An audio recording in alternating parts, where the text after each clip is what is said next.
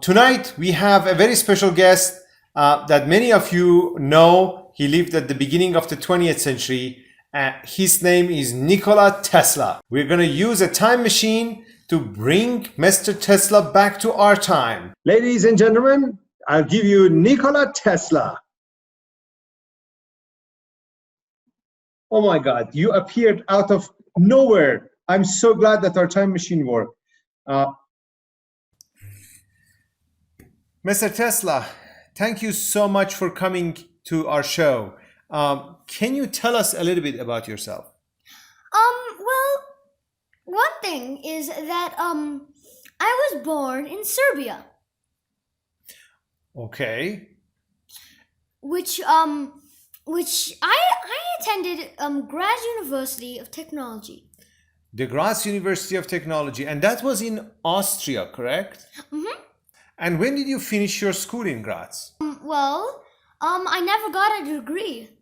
You dropped out? Mm-hmm. And why was that? Well, I didn't drop out because of other reasons, because of bad grades. I dropped out because of being accused of cheating. Basically, is that my teachers made fun of my idea to replace DC with AC. Well, I have to tell you, you would have really loved it here in McGillis School with us because we really cherish bright minds like yours. And it's not 100 years ago. So I'm really glad to have you here. So tell us, my viewers may not know a lot about AC and DC. Can you tell us a little bit about AC and DC? Well, one thing, when you look at this a generator behind us, you're probably seeing, like, as soon as you go close to that, you're just gonna get electrified by the second. Exactly, that's what I thought. Well, what if I told you that if you took a piece of metal, put it right into the beam of electricity, and attract it to the knife, you'd probably expect to get electrified, right? That's right. Well, let me tell you this. You imagine if you wouldn't, and you'd only feel a slight little burn on your hand. And how would that work? Well, first of all, AC goes it's one tiny little line, and it travels so fast through the metal object that you have that it actually, you can't feel it.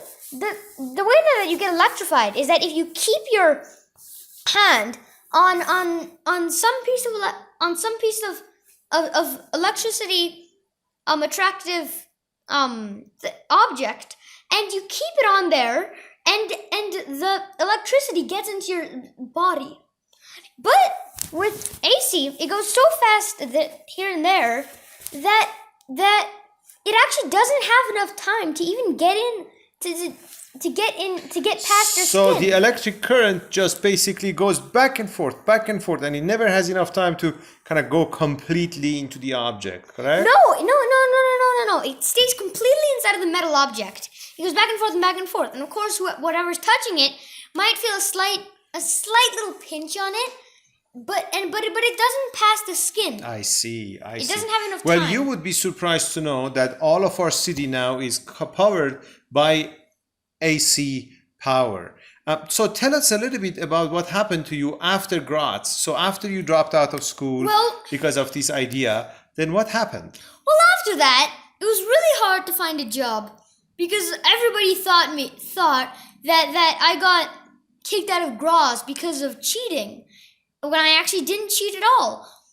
I ended up in Edison, but before that, I was digging. And by that you mean Thomas Edison?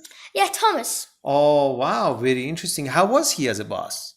Well, he was nice. He really liked my talent in engineering. That's nice to hear. But he didn't support my ideas of changing DC with AC. Huh. He made me a deal that if I got him a better version of DC, he'd pay me $50,000. And $50,000 at that time would be like $1 million now. So it was a lot of money for you, I bet, my friend. And so what did happen? Did you actually come up with an idea? Yes, I came up with a better version of DC. Much, much better. And what happened then? Did you win the bet? I got to say this, but Thomas Edison took my papers out of my hand, snatched them out, read them over once. Once he found out that it was all accurate, and that how much better that my new version was, he said that he was joking about the money, and that actually he meant that he was gonna give you that he was gonna get it for free. But with Edison, again, I was really desperate. Until my luck began to change when I became friends with Alfred Brown and Charles Peck. Well, they were very interested in my ideas of AC. And they decided that they would become my investors if they got a share of the money that we got from my AC generators. Wow. Once I became friends with Alfred Brown and Charles Peck, shortly after that, I decided that I should give a speech to the American Institute of Electrical Engineers. No, that would have been a great idea, yes. And so what happened there? Well, a couple of the members of the audience, were employees of George Westinghouse's electric and manufacturing company. And one thing that Westinghouse really enjoyed was that I did not have a very good relationship with Edison. Before I went to American Institute of Electrical Engineers, before I shouted out my ideas of AC to the world, I decided to sign a bunch of patents because I knew that Edison knew about my invention of AC. That makes sense. And he would try and copy off of me, and I made it illegal for him to do that. That was a very smart idea. And Of course. So after that, you became a little rich, correct? You had a little bit of money. And what did you decide to do with your money? well, I decided to build a giant tower. A giant tower for doing what? It was a giant one of these. This is from the modern, but one of my old ones. I decided that if I could pump electricity into the ground of the earth, I could bring electricity to the whole planet. Well, I tell you, right now we have electricity in the whole planet, but we have a lot of wires running through the planet. Would you have liked that idea? No, I hate the idea of wires. What? I think that it's a waste of rubber and metal. Oh my! That Everything. is incredible. So tell me a little bit about what happened to that tower, and so what was going on there. Well, when I presented it to the American Institute of Electrical Engineers again, they thought that I was talking about pumping electricity into the earth, but you needed to pay somehow to actually get it. It would have been totally free if you had a light bulb right over here, and if you put it at least 6 feet within ground level, it would light up. Just by itself, without any wires. Nothing. That is incredible. I bet that my viewers are now sitting at the edges of their seats. And it is really horrible that they didn't let you finish your invention. But I am really happy that they thought here.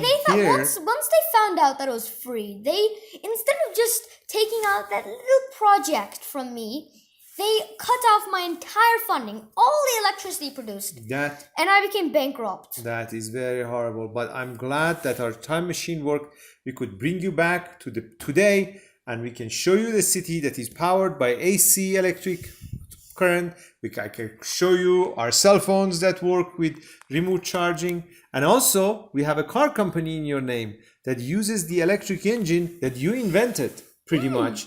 And it basically, the cars just run on electric charge.